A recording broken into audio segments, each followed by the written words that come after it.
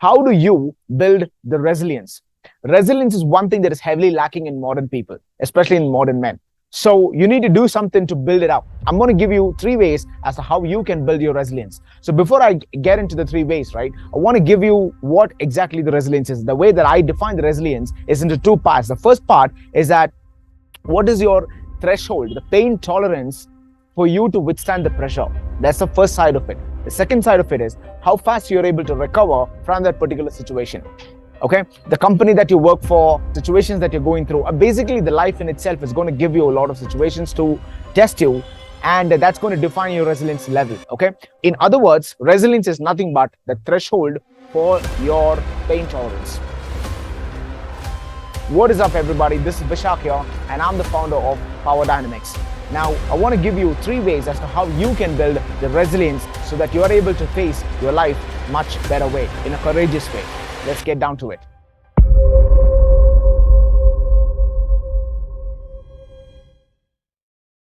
Now, before I give you the 3 ways as to how you can build your resilience, I want to give you a short thing before you get into the 3 ways, okay? The message that I want to really convey to you, right? I want you to set a goal. Now, don't look at this as a cliche. What is this? Just another goal setting exercise and goal setting episode. No, it's not. It's not. Now, the thing is, you need to have a sense of direction when you are traveling in this beautiful journey called life.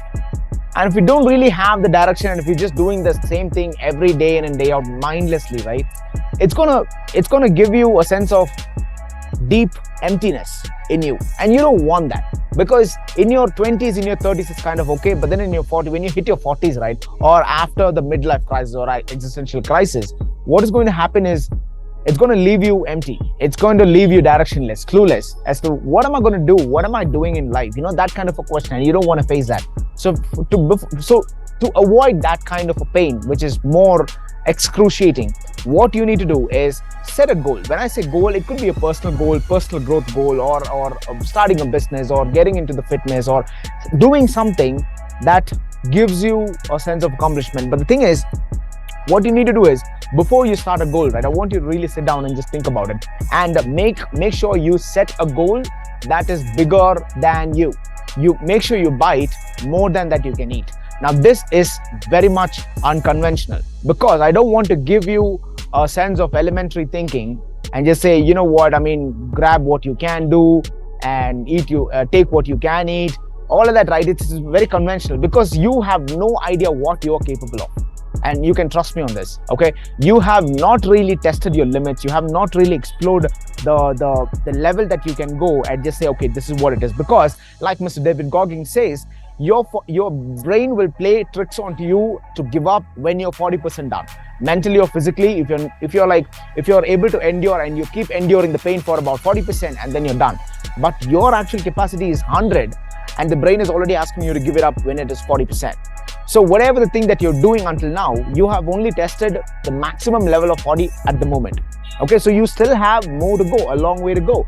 And that is where it is important and essential for you to test and push past the pain threshold. You keep increasing the threshold over and over and over again. And that is how you endure the adversity. And that is how you build the resilience, okay? Like Ellen Johnson, who was the president of Liberia, says, if your goals doesn't scare you, the goal is not big enough. All right. So what are 3 ways that you can build the resilience? So once you have set your goal, once you know what you're going to do, and that's not going to be the only thing that you're going to do for the rest of your life. It's not that you can change anytime, you can pivot anytime, you can move on anytime. That's okay. But the thing is, for you to start off somewhere, this is going to act as a base for you to begin with. Okay. And that is how you build the adversity catalyst inside you. All right. So the first one is introspection. This is actually the first step. Before even you could start, when you set a goal, I really want you to have this introspection exercise. And this is very, very important, because I want you to really think through what kind of a person you are. What are you an outgoing person? Are you an inside person? Are you expressive person? Are you, are you talkative? You're not talkative, introvert, extrovert. Like, there are quite a lot of personalities over there. So if you really want to know about yourself, I want you to take through this test. I want you to take this test, which is actually called a 16 personalities. So you can go to the Myers-Briggs. You can Google Myers-Briggs, MYERSBRIGGS. I think it's double G or single G. I don't know. But you can Google it and you can take the 16 personalities. It's about 15 minutes. And this test, when you're going through, right? I mean, 15, 20 minutes is going to take. And when you're going through this, right? I mean, certain questions are repetitive just to test your honesty and everything. But then when you go through the entire test and you get to the bottom of it, and when you get the result, you get to know so much about you. And that is an absolute importance, because when you know about yourself, it gives you so much of clarity in your decision making. And decision is the only thing that is going to direct your life in any which ways. Humans make about 60,000 decisions on every single day basis. And there are certain decisions which are critical and which are life-changing. And if you are taking your decisions which are mindless and you just, carried away with your emotions, you're really high on your emotions and you just take the decision and everything will fall apart. So you don't want to have those decisions. So for you to understand how to better decide, you need to have a clear understanding as to who you are, what you are really. And then you do the SWOT analysis. SWOT analysis is nothing but strength, weakness, opportunity, threat. You can go and Google it as to how you can do the SWOT analysis. So you have your goal, you have your personality type, and then you do the SWOT analysis. What are your strengths? What are your weaknesses? And you got to be real. You got to be ruthless in your honesty. You got to be really honest. I want you to dump in everything that comes into your brain. Just put it right there. What are the opportunities when you pursue this goal? What are the threats? What are the competitors? Everything you need to put in over here. Now, what happens is, the higher the goal, the more the adversity that you go through. The bigger the goal, the more the adversity that you go through. And is that a good thing or a bad thing? You know the answer. Of course, it's a good thing. It's probably the best thing, because like I said, you don't really know how much you're capable of doing things unless you push past that, unless you have explored your limits. So you need to keep pushing your limits every day, every week, every month, and always try to revisit.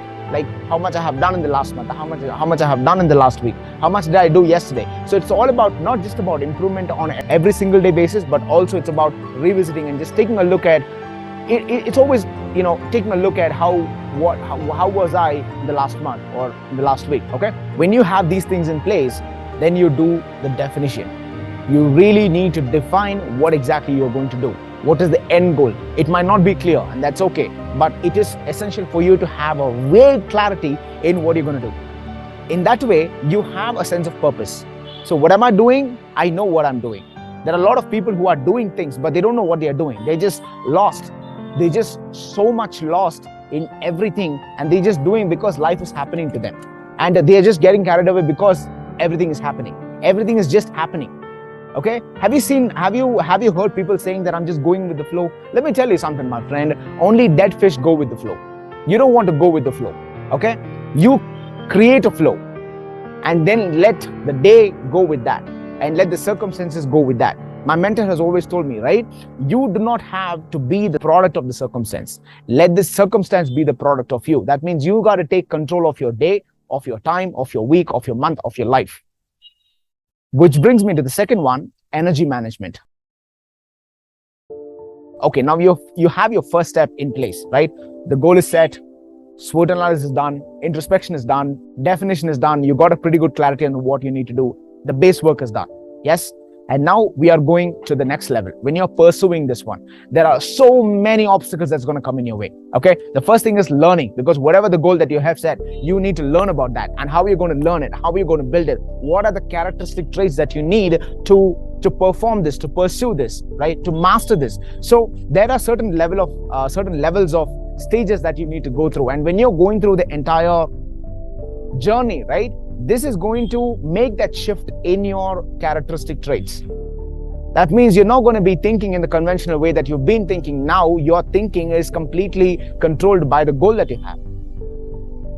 The actions that you need to take, the failures and the learnings that comes out of it, and the wisdom that you've been using from other people, the knowledge that you've been using from other people. And when you go through this one, there are certain actions that you will do it from your own thing. That is how the things are born. That is how the greatness is born. That is how the unconventional wisdom is born. Okay, so to perform this entire thing, right, it's all about action. So when you do the action, you need something called as an energy. That's where I'm talking about. The energy management is 100% essential. So in that, I'm going to give you something that is like least talked about. Your sleep. It is underrated. Your sleep is underrated. Now you can chill, you can Netflix and chill, You can follow the trends. But let me tell you something. If you are not able to wake up in the morning, and if you're waking up with tiredness, that means you didn't have a proper sleep. That means you are going with a lot of gadgets to your bed. That means you're going with a lot of thoughts that people put into your head. That means it's fucking with your sleep. And you don't want that. Why sleep is so important? Sleep is going to give you a great energy on the next day. Sleep is going to give you the creative juices flowing. Sleep is going to give you the freshness for your brain. So sleep is 100% crucial. So make sure you prioritize the sleep, at least like 6 to 7 hours. As long as you're getting the depth of the sleep is good enough. Don't look for the duration, but look for the depth. If you're having a high quality sleep, that's good enough. And then comes the physical activity. So every time when you don't feel like doing things, right? Sometimes you all have these situations where I don't feel like doing things. I don't feel like doing it. But the thing is, like, first of all, you should not listen to your feelings. But the thing is, to get a big advantage on your energy, what you need to do is get your physical activity done. The moment you hit the gym, the moment you get your workout done, the moment you get your running session done, sprinting session, walking session, whatever the session it is, if you're being physically active for a stipulated period of time, I would say that, I don't know, like 45 minutes to 1 hour, if you're going to get that intense activity, it's going to pump so much oxygen in your brain. And you don't have time to, like, you will not think about chilling. You don't want to, you're going to be restless. And there's so much of adrenaline in your brain that you want to do something. Like, you always want to do something. Let's get into the action mode. Let's do things. Let's kill things, right? So physical activity plays a very, very important role. And also this gives you an extra edge when it comes to the creative space. And the last one on this particular energy management is a mindfulness. So mindfulness is pretty critical. And I'll tell you what, most people are just running the life mindlessly. That means you're here and you are having the anxiety. If you're having the anxiety, that means you're thinking about the future. And if you're having the regrets or the guilt or the shame or anything, that means you're thinking about the past. You cannot control this or you cannot control this. So it's absolutely pointless to be caught up in any of these situations, any of these emotions. So the best way for you to bring in the mindfulness, of course, it's hard work. It's a practice that you need to do it constantly. So for your first bet, for your first step, what you need to really take is, every time or any time that you catch yourself in somewhere, in any of the emotions, right? Either in the future, in the past, or somewhere you're lost. You seem to have lost. What you got to do is just think, bring your attention to your foot, to your toes. The moment you bring into your toes, right? So I'm talking to you like this, and I'm just somewhere else. And the moment if I bring my mindfulness, bring my thoughts, my attention into my thoughts, into my toes, in my legs, in my toes, there is some sort of shift in my vibe. There's some sort of energy shift in my aura, and it emits so powerfully. That means you are in the present moment. That means the influence of your emotion will drastically reduce when you do that, because you are in the moment, you are here. The acceptance of the reality, which I'm going to be talking about the Stoicism in a while, the acceptance of the reality will be highly likely for it to happen. Why? Because you're here. You're not going to think about what is going to happen when I do this, or, oh my God, I've done this, like the past or the future. You're not going to be too caught up with that, and you're going to be in the present. And that's very, very important, especially in the decision making. And now let's get into the third one, which is the most important one, and which is my favorite one. Practice Stoicism. Stoicism is a philosophy which is formed by Zeno of Citium. This actually started in, I think it is 300 BC. I'm not entirely sure, but 300 BC, right? And then there are a bunch of, and after that, there were a bunch of people, rulers, emperors, who were actually practicing that, developing the particular type of philosophy, which is actually called as Stoicism.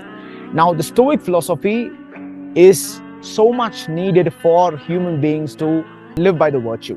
The teachings of Stoicism holds on to one thing. It's not about the emotions, but it is about the virtue. The problem is humans get too caught up with the emotions, right? We congratulate ourselves too much when we win. We beat ourselves too much when we lose. And we get mad at people just for small things. And we get too happy when things happen to us. Good things happen to us. And we get too sad when bad things happen to us.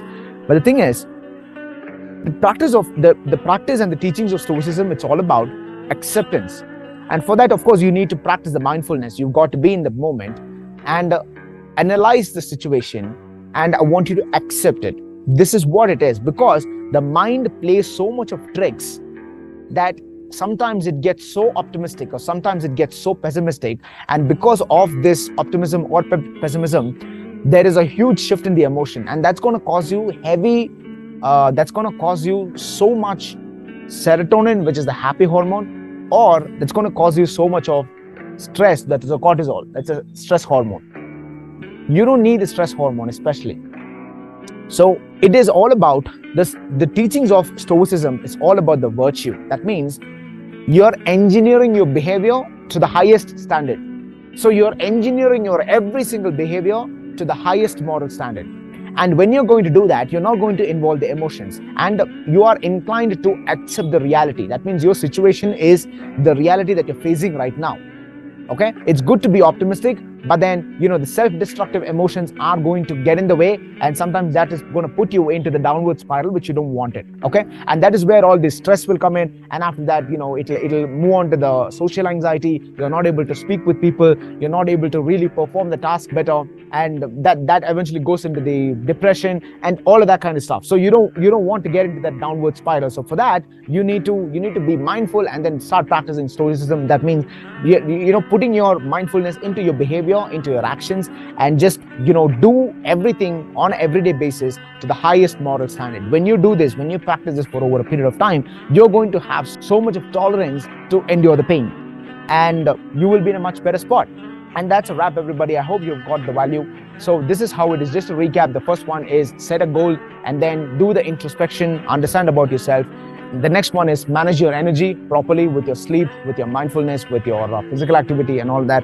And then practice Stoicism by holding the virtue to the highest moral standard. I hope you've got enough value. So it's not just about watching my videos. There are two things that you need to do. The first is click all the buttons that you can see. Okay, because I'm putting in a lot of work. So click on all the buttons, like, comment, share, everything that you can see. The next one is, again, jokes apart, it's not just about watching my videos.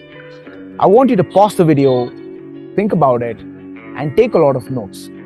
Because most of the videos, whatever the thing that I'm talking, right, there is something that I have been practicing and that I've been doing, and I have seen the benefits in my life. So if I can help at least one person get out of the situation that I was in for a very, very, very long time, I have done my job. So sometimes I will ask you to do the things that might not sound a little conventional, might not sound doable, but I would never say something that I have not done. How can I do that? That is stupidity. So if I'm telling something, if I'm professing something, because I stand for it. And one thing that I stand for is strength. I am a man who stands for strength. And that is something that everybody should start preaching, because whatever the actions that you're doing, it should come from a source of strength. When you have a higher purpose in life, and if your actions are not coming from a source of strength, then it's pretty hard.